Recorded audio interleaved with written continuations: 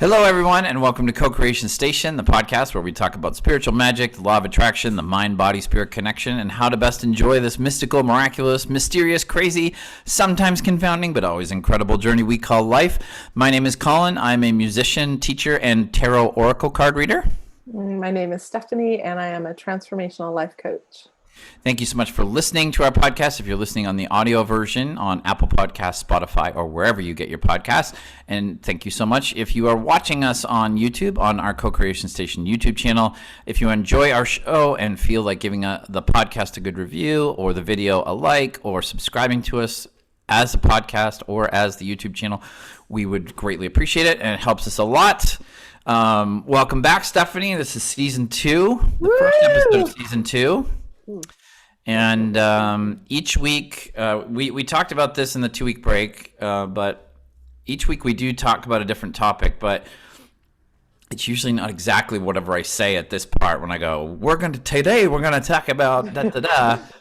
We usually end up going all over the place. Yeah. But I think one of the focuses that we both wanted to talk about was celebrating and celebrations and how that works with the art of allowing and the law of attraction. So that'll be a jumping off point, but we may the actual episode. Yeah. Be, we're gonna go all over the place. Yeah.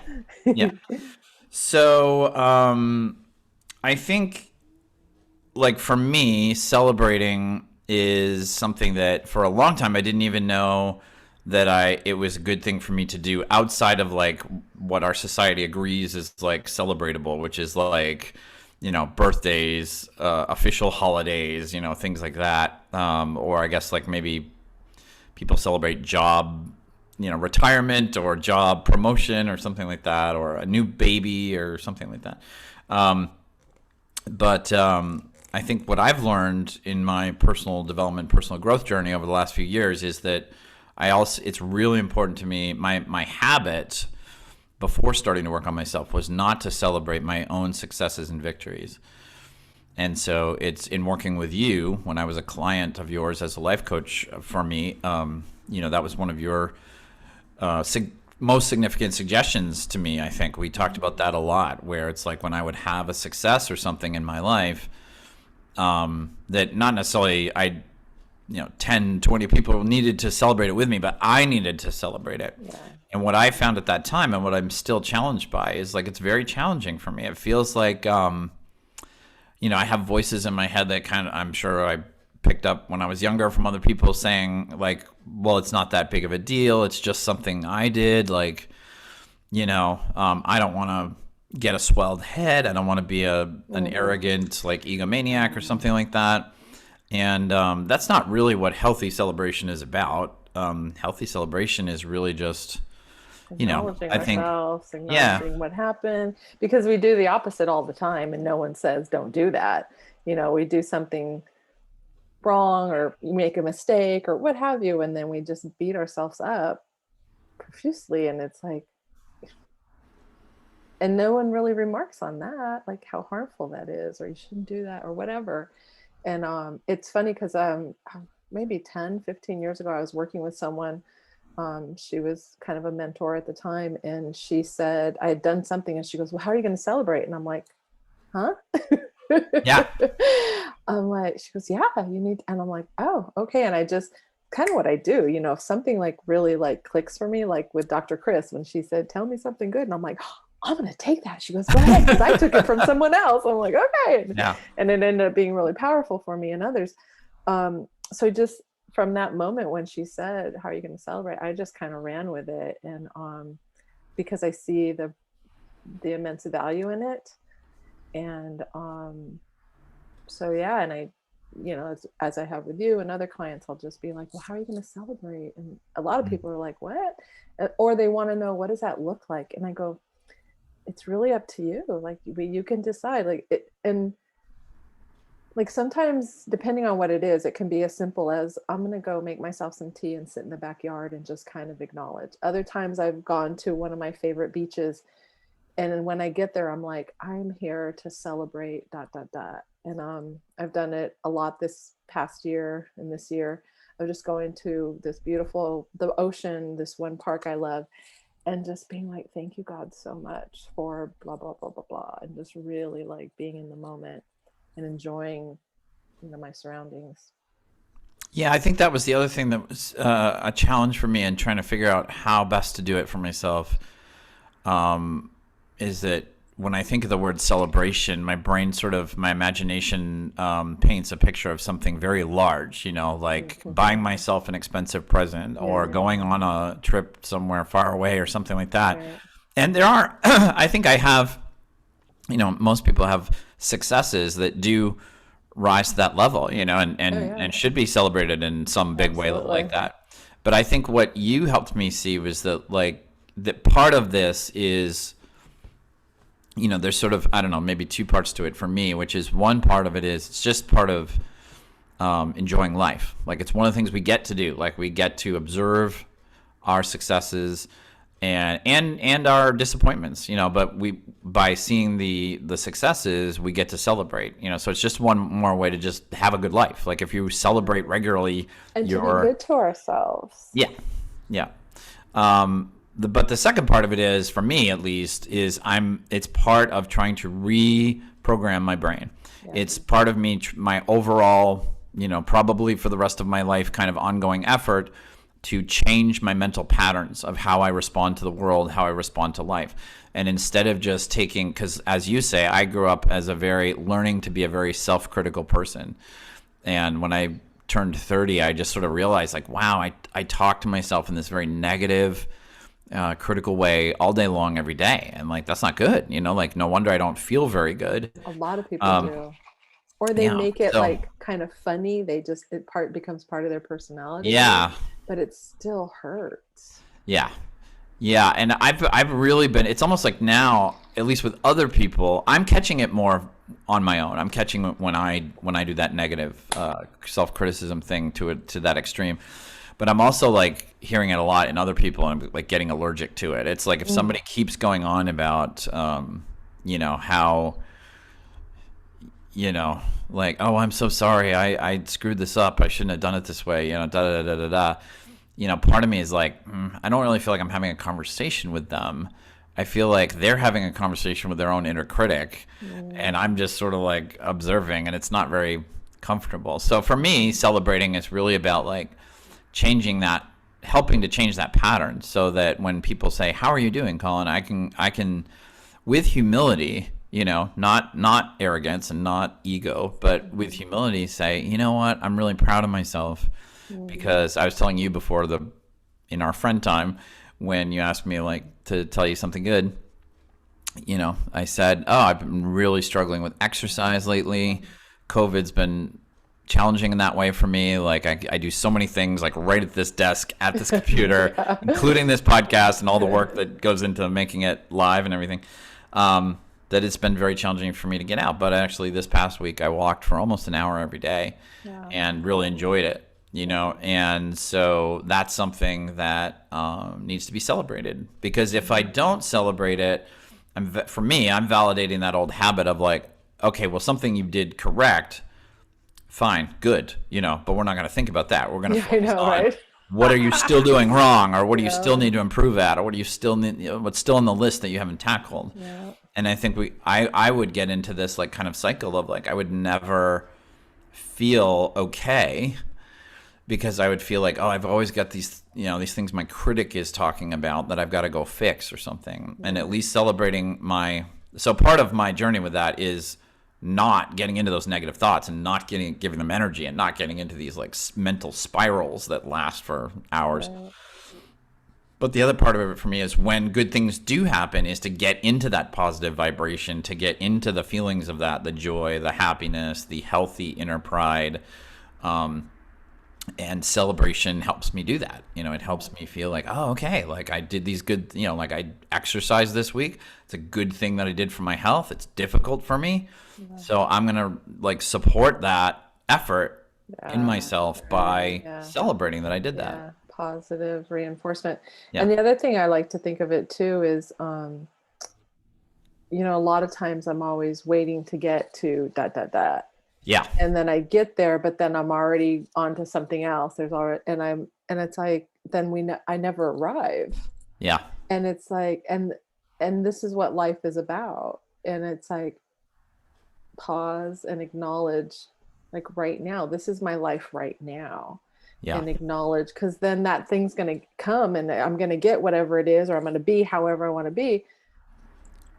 But it's all, what do they say? It's about the journey, not the destination. And so I think that celebrating the wins and the successes and our changes and our shifts, celebrating them is about, it helps me enjoy the journey. Yeah. So Exactly. Yeah, it's interesting because I don't follow professional sports as loyally as I did for most of my adult life, but I still do watch a lot of sports coverage. And it's interesting because, like, what professional athletes in the major sports in the United States, like football, baseball, basketball, hockey, they're always going for, like, every player kind of says at the beginning of the season, like, my goal is to win this entire league, whether that's the Super Bowl or the World Series or the NBA championship or the NHL finals, Stanley Cup finals rather. And so most of them won't, because only one team wins at the end. So it's like 30 even guys. Though most of them are amazing. Right. They're the top athlete. Like, almost everybody on every team is one of the top athletes in the world at that thing. And yet only 30 of them out of the hundreds are going to, win the Super Bowl or whatever. And when they win it, it's like, and I think even if you can think back, if you played a sport in high school or you won some award, it's like it feels like I'm assuming that by what I watch, that winning the Super Bowl feels pretty good, like most people that win it, you can see that they're feeling pretty good, but it is temporary. There's a temporary element to that kind of joy, unless we consciously make the decision to celebrate it again or celebrate something else that's going on. I noticed going back to it and reliving it in our minds. Yeah. That's the wonderful thing about our imagination and our memory, that we can just relive any moment over and over again and feel that. Or as we were doing in friend time, is watching the video, of that win or whatever, and experiencing. You were saying when you watched that one video you showed me of that team winning surprisingly last second, that every time you watch it, you have that I got chills from it. You're like, I get chills every time I'm watching it 100 times. Yeah. So and I think that's the art of allowing too, is thinking about those things that feel good, thinking about things that when I think of it, I enjoy it, and just doing that over and over and over again. Like Hot Ones, I've been watching. It's a show I've discovered. I think it's been on for a while on YouTube, and just, it makes me laugh. Just well, that's one thing that I definitely have learned this intellectually. I'm still working on actually doing it regularly. But one thing I have learned that was really important for me in terms of helping me celebrate more is that, yes, if I have some major life event and I want to celebrate it by taking a trip, that's fine. There's nothing, that's good. Yeah. But having that as the standard is not helpful for me, because it's like, okay, well, every time I have something good happen, I got to plan a trip to Aruba or something, like, oh my Lord. So, somebody, I don't know if it was on YouTube or somewhere, somebody said, one great way you can celebrate is to, like, do this, like, oh yeah, I forget what they call that. It's like locking it in. Yeah. Mine is like, I go like this, I cross my fingers, because for me that means me and my higher self. Mm-hmm. And then I pull my arm into my body, and then I shake my fist. So it's like, and that's like anchor. It's called anchoring. That's what it is. Oh, okay. Yeah. But lately I've been going like this, like almost like giving thanks to spirit for it. But whatever the point is that even if your mind can't get there, your body knows how to celebrate. Yeah. There's a physicality to, like, they've done like psychological experiments where if you like furrow your brow and go like this and you hold it for a while, you start your brain in a few seconds will start thinking of angry memories of when you were angry. Yeah. Because your body's like, okay, we're obviously doing the physical things of anger, but there's nothing going on, and we better go get something, And so you can do the reverse of that with positive feelings, and you can be like, even if you're like, oh, this is silly, I'm by myself in my apartment. I'm like, why would I, Is It's that like, number one, Collin? if you're by yourself and you're in your apartment, In nobody's your apartment watching, last week? nobody's judging. So yeah, but it You just might feel go and silly, judge but all if you you, want. I don't care. yeah, That's the cool thing about I've celebrate like no noticed. one is watching. Yeah. That's the one thing I've noticed about being in the vortex, being in that better feeling place, is when I'm really in it.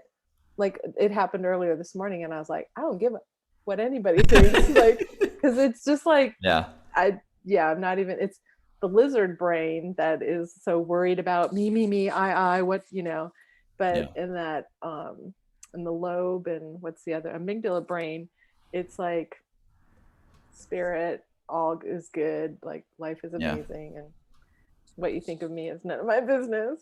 yeah. But I um think that's an important thing that I think other people might benefit from is like, if you want to celebrate something, you can go for a walk on the beach. You can watch your favorite movie, or like you do. I love take how a nap. you watch your favorite movie, but you skip ahead to the part you like the Yeah. most. Um, Got you that from can, Abraham. if you are completely unlike me and you make your own food, you can make your favorite meal. If you're like me, you can go out to your favorite restaurant. It can be, Yeah. there are ways to do it that involve no money. You can literally just go, yeah, like that. Like that works for a lot of stuff. And it's really about asking myself, and I always like to check, sometimes I like to check in with my inner child. Like, Mm, what would you like? What would make you happy? mm, And then just find, because for everybody it's different. And at different times, one thing that might spark my joy to celebrate may not another time. So it's really, I always tell people, sit with it. Think about it. yeah, It would really, sometimes I've bought myself colored pens and pencils when I've been in my creative mode and different things, yeah, but really it's about what would make you feel good, like how yeah. do you want to honor and celebrate yourself. And And I the think biggest one of one the reasons is that, in particular, is a challenge for me and maybe some other people is that our whole, like, I was noticing last night, like a friend of mine who we hadn't texted or talked to each other in 2 or 3 weeks, something like that. So my sister shot this amazing video, which you saw on Facebook, of my aunt's house on Square Pond in Maine, which is pretty where we're nice. from. And it's this beautiful, picturesque 30-second video of just the square pond, the lake, the water, and then a Maine loon gives a call, at the end, and it's just stunning. So I sent this to a bunch of people because I was like, I'm from the state of Maine. It's one of the most beautiful, especially in the summer like that. It's one of the most beautiful natural places you could ever want to experience. So I was sending it around to a bunch of friends, and one of my friends got back to me, and she said, "How are you doing?" on text message. And I'm like, oh, like, I hate this question because in a way, because my old tendency was to tell my friend what's going on that's wrong in my life, that I'm working on, that I'm trying to fix, that I'm concerned about. So the first thing my brain does is it scans like, what's wrong? Am I sick physically? Am I, whatever. Now I've learned that that's not what I want to do, mainly because of your tell me something good exercise. But then I notice I want to do like a laundry list of like sort of like a resume kind of thing. Like my band's doing great and the podcast is doing great and all this sort of stuff. And I just was looking at the texting last night and I'm like, none of that is how I am feeling. I think when we say, how are you doing? I mean, when I ask someone that, I want to know, how are you feeling?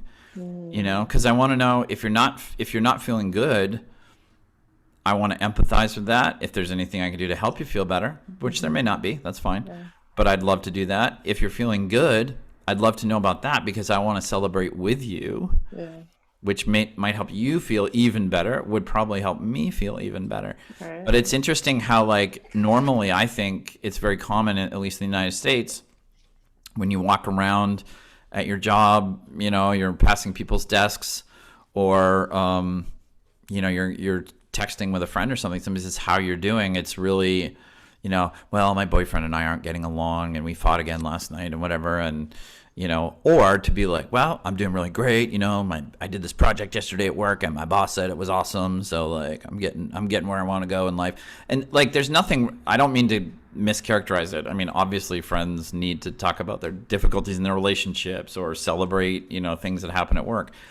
But it's really about, I think the more I go along, I'm trying to think about my soul and my heart and my emotions, because I feel like that's really, as you say, and as Abraham says, the goals that I want to achieve in life, most of them, it's because in my imagination, when I project into the future of me getting that thing or being that thing or having that thing, it's that, in that little movie I'm making, I feel great. Yeah. I feel so good. Yeah. And that's, in the friend time today, I was showing you this video you just referenced, which is I'm a college football fanatic. And the 2013 Iron Bowl, which was the final regular season game between the University of Auburn and the University of Alabama, two in-state Alabama rival schools, came down to this last crazy play, and the outcome was reversed what everybody thought would happen. Everybody thought Alabama was basically going to win. Auburn won on this crazy play at the end and no time left on the clock, But what is exciting for me and why I've watched it so many times is because you get to watch 100,000, literally 100,000 people immediately give themselves permission to celebrate however they want. You have people running on the field, which there's security and they're not supposed to run on the field, and people run on the field because they know it's going to be okay. It's a huge deal. You have people screaming. There's all kinds of. I showed you just the video of the radio announcers. Apologies for my motorcycle riding neighbors. But I showed you the video on YouTube. It's called the Kick Six. The name of that play is the Kick Six. Nice. And I showed you the video on YouTube of the Auburn hometown radio announcers, their audio being played over the video of the CBS TV coverage. And so you get to hear those two announcers go berserk. But there's all kinds of videos, like people have put, their smartphone video from just wherever they were standing in that crowd. And I've watched some of those, and those are incredible because you see, like on TV, you see 100,000 small, tiny people go berserk. On the personal videos, you see 5 people in gigantic, like, oh my God, but they're giving themselves permit. That's the thing. I think that's why we crave. There's kind of a weird obsession in America, at least, with, your local sports team that you've loved since you were a kid, winning the World Series or winning the Super Bowl. And part of, I think, why we want to do that is because we know that if that happens, we will give ourselves permission to feel good. Well, it will feel good. Yeah. And so I think it goes back to, kind of what we were talking about in friend time is like, I've been watching these Hot Ones videos. To show. So can you just mention what that is for people who don't know? So I've discovered it on YouTube when I was doing watching videos on the One Chip Challenge. So Hot Ones is called, and it's spelled out ones, by Sean Evans, and he interviews actors, rap artists, musicians, famous people, athletes, and they do this.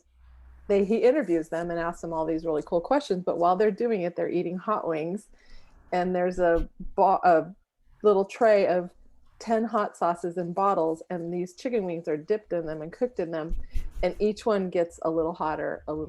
So by the 5th bottle, it's like jumped from 1,500 Scoville units, which is the measuring of heat, to like 350,000 or something. And I think they have gone up to 2 million. And so at first people are like, these aren't hot. This is not, I think this is fake. And then it goes, and by the time they hit the 5th bottle, they're like, they'll eat it and they'll be like, oh my God. And then they're like, okay, wait a minute. And it's just, I just find it hilarious. And so I've been watching that. I have discovered it this week, and I was watching some last night and laughing. And then this morning chose to go on a bike ride to do something I needed to do, and then just had this incredible experience of seeing these different people and interacting with these different people. And I got home and I was just like, what just happened? I had the most amazing morning. And then that happened on Friday, where I have this hiking date every 2 weeks with a friend. And in the morning when I got up, a lot of times I have this dance music playlist, and I had Alexa play my dance music, and I have these 10 songs on there, and I'll be making breakfast and I'll be dancing. I'll get in the vortex like right away. Sometimes I'll play it and I'm like, yeah, I'm not feeling it, and I just turn it off. Friday I was in it and just was dancing, singing, cranking it up. And I leave the house and I'm just feeling great. And then we go, and we're going to go to Hoya to go for just a hike. You know, not sure exactly how we're going to do it or what. And we're walking along the cliffside, and we look over the edge, and I see the palm tree, and I can see the shore, and then I look down right next to us, and there's this rope going down the hillside, and I'm like, ooh, I can see the view down. So I jump over the fence, and I start climbing down with the rope, and I'm shimmying down, and my friend's like, nah, I'm good. And then I get to this one section, and I see a swing right on the cliff's edge. Wow. And I'm like, Sam, there's a swing. And so I take a couple of pictures and I start heading up, and next thing I know, she's shimmying down too. And she goes, when you said swing, I was on it. And she did. I was like, oh, I don't know if I can get on the swing. And she jumped up on the swing. So we have photos. And then there was, I saw the video of you on the swing on Facebook. I actually didn't know the story behind it. Yeah, we were only able to do it because of the ropes, because the cliffs were just like, yeah. Apparently people probably go, anyways, I won't say more than that. But yeah. So then there's this other area you could climb up from where the swings were, and they had somebody placed a bench, like solid. Whoever did this, thank you so much. It's all well done and super safe. You have to be careful. But it was we were sitting on the bench. We roped up to the bench, and we were sitting there, and we're just like, is this really happening? Did this, like, we're like, what? And I could just trace it to early in the morning. I just made a conscious effort to, like, I'm going to think about things that feel better to me. And then I listened to music that felt better, and I love dancing. I love singing. And then it just kept getting better and better. And I never, ever would have imagined having gone on a hike like that, or having experienced, I didn't even know that swing was there. It just, yeah. And I've walked through there many a times and never noticed any of it. And it's like, that's how the universe works. That's how the vortex works. It's mind blowing. I don't know how it puts everything together, but it just does. It's not my job anyways. My part is to just do my best to feel good. And then I'm blown away, especially this past week, by things that happen, moments, people, places. We were talking a couple of weeks ago about Harry Potter, and I was like, we're plugging so many things in this episode accidentally, by the way. Like, watch this YouTube video and, like, buy Alexa from Amazon and I didn't want check out Harry Potter films. I didn't want to pay $3.99 to watch it on, Amazon. And then I'm riding my bike today and came across a garage sale, and I was like, oh, they look like they might have some good pullover, and going through their DVDs, maybe there'll be one. And there's like 6 Harry Potter movies, and I get all 6 of them for $5, and I'm like, oh my God, what? So yeah, and that's why I'm gonna cry. That's why the art of allowing is so amazing. That's why I love sharing it with everyone, because it just makes life so sweet. It feels good. Life is supposed to be good for us. We're supposed to have fun. We're supposed to be healthy and happy. And yeah, things are gonna happen, but I swear, with the art of allowing, it's like, I love that weevils wobble, but we don't fall down. Like, nothing will ever knock me to my knees. It may bowl me over, but I can get back up and be strong from it. And and just life is really magical when we're practicing the art of allowing. Yeah, and I think that's the thing for me about celebrating, is that there's times where I'm just feeling good. Like, there's times where I'm just naturally feeling good, and I didn't necessarily do anything. I'm just having a good day and things are going well and I feel good. But then there are other times where I don't feel good, or I'm having negative thoughts that are creating negative feelings. And it's important for me not to beat myself up for that, or, get on myself for that.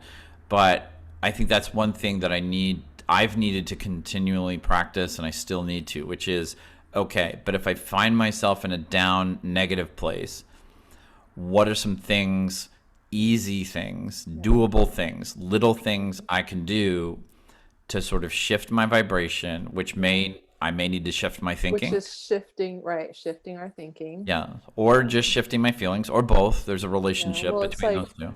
I feel like the thought comes first and then the feeling is the response to the thought. Yeah. I think most of the time that's how it works. Yeah. So I think that's the thing about celebrating is if I feel good and I'm celebrating, I'm practicing the art of allowing because I'm just like continuing, I'm just keeping that momentum as Abraham talks about. Like I'm just keeping positive momentum going. It means I'm going to stay feeling good for longer. But also if I am not feeling that great, I'm having some negative thoughts maybe that are causing, negative, what we call negative feelings, that I can celebrate. And that is a way for me to shift my thinking, shift my feelings, which shifts my vibration, which shifts what's happening. And what I hear in that story that you told is really amazing. You're just going on this adventure, you're just going, you love riding your bike if nothing happens, but because you woke up and you're in a good place and then you're on your bike and you're feeling good, you've got this positive vibration going. Sometimes that positive vibration attracts really awesome stuff, but it comes 3 days from now. But like what you were talking about is you were in almost this live time, law of attraction thing where like you're feeling great, you're riding your bike and like, oh my gosh, here's another great thing. And then you're allowing that to fill your whole being. And you go back to riding your bike some more and you're like, oh my gosh, here's another amazing thing. I talked to a neighbor and had this incredible conversation. And this is a thing for people who doubt the existence of the law of attraction or whatever. I understand. I get it. I was a doubter for a long time before I finally got it. But, I just feel like you can prove it to yourself by looking at certain days that you've had. Like, I think most people have had this day where, like, they had something unfortunate or negative happen early some point after getting out of bed. And then we have this idea in our society of like, oh, man, here we go. One of those days.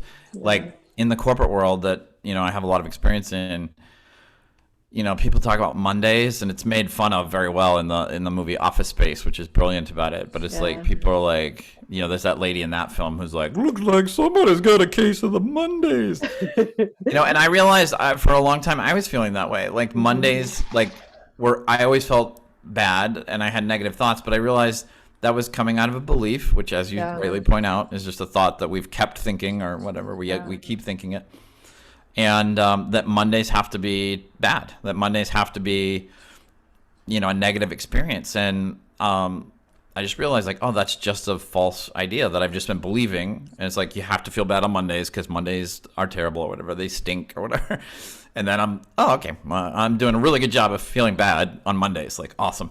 And it's like, that's 1/7 of my life if I do it forever, And so it's like, I know like the whole happy Monday, happy Tuesday thing is, some people feel like it's overdone. There's a thing on Instagram, a lot of people in their Instagram stories, like, will address their followers by like, happy Thursday, guys, what's up? And it's like, so many people are doing it. It's like, it's getting a little repetitive. But I've started doing the happy Monday thing because, and it's not really for the other people, it's for me. It's like, every day that we wake up and we have a body to move around the world in, and we have a mind to experience things, and we have other beings to interact with, it's like, it's a huge, massive gift. And stuff. Kind of our biology gets us to ignore that and just be like, okay, what's the next thing I got to do? But it's like, it's really,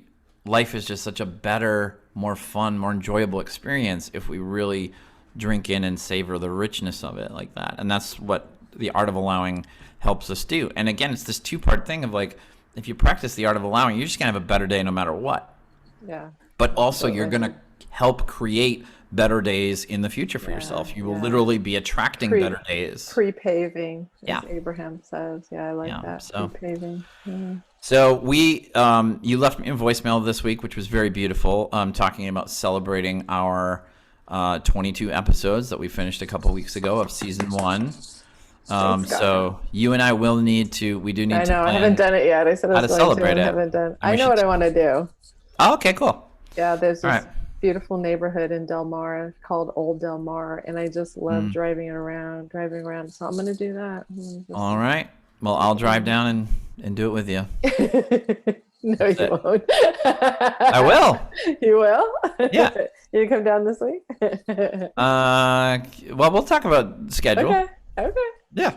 That would be awesome. And then we can talk about the drive on the Torrey Pines State Beach. And next week we have, am I correct on this? We have Dr. Collin Worster, who is my sister, my beloved sister. Her earlier. Hello. She is a chiropractor and an expert in feeling happy, how to feel happier, how to bring more joy into your life.